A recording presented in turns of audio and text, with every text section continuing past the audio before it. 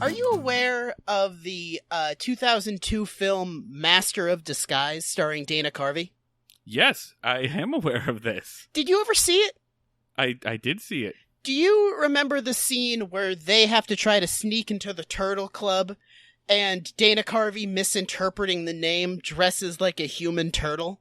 Correct, yeah. He asks if he is not turtly enough for the Turtle Club. Yeah, wears a bald cap suit that's also a shell. Marty, are you aware of the fact that while they were filming that, 9/11 happened? It is my favorite piece of IMDb trivia. That they had to do a solemn moment of silence for 9/11 while Dana Carvey was in full turtle regalia. They gathered the whole cast and crew and in costume just did a moment of silence in remembrance of those lives lost in 9/11. And then he turned it on. He turned on the Mr. Turtle magic because Dana Carvey's a professional. They would want him to finish Master of Disguise. If Dana Carvey didn't finish Master of Disguise, the terrorists win. Exactly. Then they take our freedom away. Our freedom to make Master of Disguise.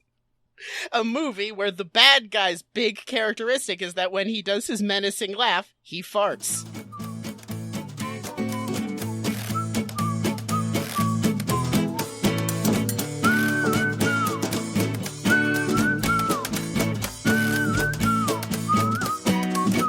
Let's go ahead and try to explain what is happening here. You'd think that Andy is popping in to be like, hey, do you folks need some help with your car that is obviously broken down? But as soon as his authority is ignored, Andy's immediate response is, yeah, well, it's illegal to dip your hat in our memorial trough. That trough is for horses only. What?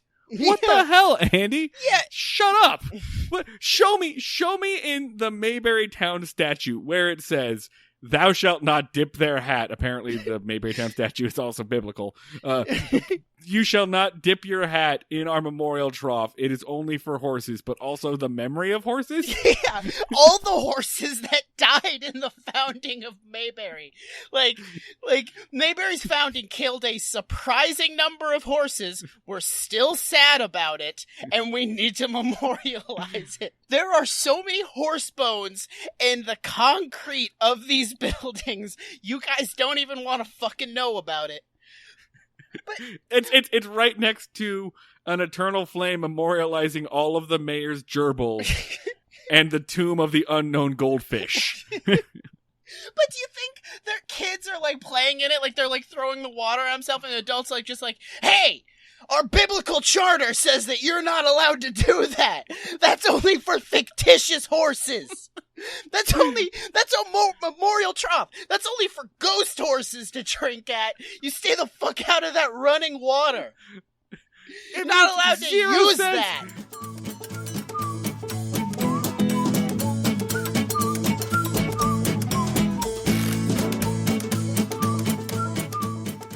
No, yeah, her name is Charlene. She is probably 22, 23. Andy, even for the first time ever, is just I am old enough to be your father. This is inappropriate. Let's also just point this out. Charlene is a fox. Yeah. Charlene is smoking hot. Yeah. And we mentioned how obvious Aunt B was with her horniness in the last episode. No, Charlene just almost has her beat. Yeah. The instant Andy walks in a frame is just drooling. She even yells at her dad, I just want to look at the pretty man for a little while. But she can't because she is promised. She's already a promised woman. She's promised to, and her father says it so many times, First Class Private A Judd Walsh. And First Class Private A First Class Judge Walsh. Judd Walsh? I don't know. I think it's Dudley Walsh. I think his name is Dud. Dud Walsh, yeah. Is coming in on the morning bus, and they're there to meet him. That's why they're in Mayberry. Yeah. He repeatedly says, "You's promised since you were 5." Yeah. So is he marrying their two families? Will they combine their farms and then have a whole 3 pigs?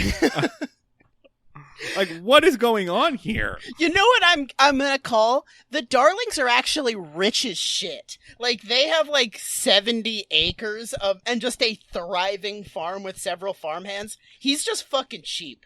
Like, I like that reading. Yeah.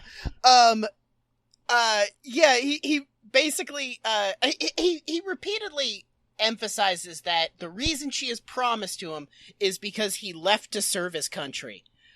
And gets real in Andy's face about it because he's like, do you not respect our army? And Andy's like, what? No, what? And he's like, do you want my daughter to give you a hand job? What? I don't understand. Because that means you hate America. I don't know what's happening. I'm so on my heels more than I have been literally at any point in this entire show.